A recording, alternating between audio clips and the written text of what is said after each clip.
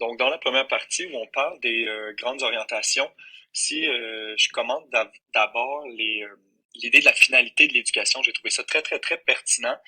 Euh, Pourquoi? Ben parce que souvent la finalité, on l'aperçoit comme l'objectif à atteindre tout simplement. Donc, dans la ligne du temps que dans la courte ligne du temps là, que j'ai mis dans mon portfolio, c'est comme si la finalité, on la voyait davantage comme l'objectif à atteindre ou du moins la fin, ce qui va arriver. Ceci étant dit, la finalité, c'est vraiment le moteur, les lignes directrices. Moi, ça à quoi ça me fait penser, là, c'est les valeurs. Les valeurs du projet éducatif d'une école, par exemple. Donc, ça, pour moi, c'est une finalité. Donc, en partant de ces valeurs-là, par exemple, au Collège Notre-Dame de Lourdes, où j'ai été embauché, on parle du sens de la responsabilité, de l'ouverture, de l'engagement. Donc, ça, par exemple, c'est trois valeurs qui sont des finalités et qui vont amener les gens à agir, à poser des actions, des gestes en fonction de ces valeurs-là pour ensuite atteindre leur objectif. Euh, donc, par exemple, le but à atteindre est que les élèves développent des méthodes d'organisation qui leur sont propres, qui les rendent autonomes. Donc, la finalité dans ce cas-là pourrait être l'autonomie. Et donc, on comprend que l'atteindre plutôt d'un objectif permet la finalité. J'ai trouvé ça très, très, très intéressant.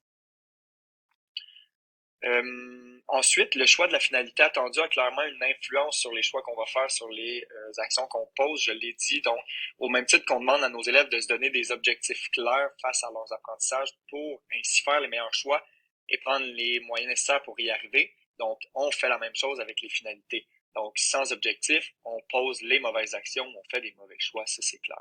Les trois finalités qui sont poursuivies par l'école sont aussi très intéressantes. Euh,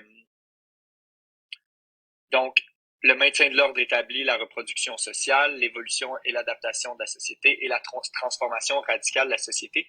Je trouvais intéressant de faire un petit commentaire personnel ici parce que je trouve qu'il y avait beaucoup de parallèles à faire avec la politique, l'idée du conservatisme par rapport au progressisme, donc le maintien de l'ordre établi, la reproduction sociale, donc on reproduit ce qui est déjà en place, ce qui est déjà fait, on est bien là-dedans, qui s'identifie un peu plus par la droite et la droite politique et la transformation radicale de la société qui est un peu plus à gauche. Donc, je trouvais tout simplement intéressant de faire le parallèle parce que la vision d'un directeur général ou la vision d'un ministre de l'Éducation pourrait influer sur les choix qu'on fait dans une école aussi là, par rapport à ça.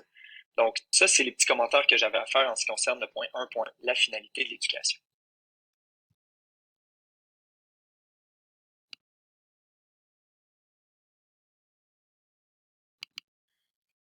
Donc ici, on est dans les orientations et priorités gouvernementales en éducation. Donc, je me suis permis de faire un petit schéma pour illustrer selon moi, les 6 grandes orientations priorités gouvernementales qui sont un peu plus importantes.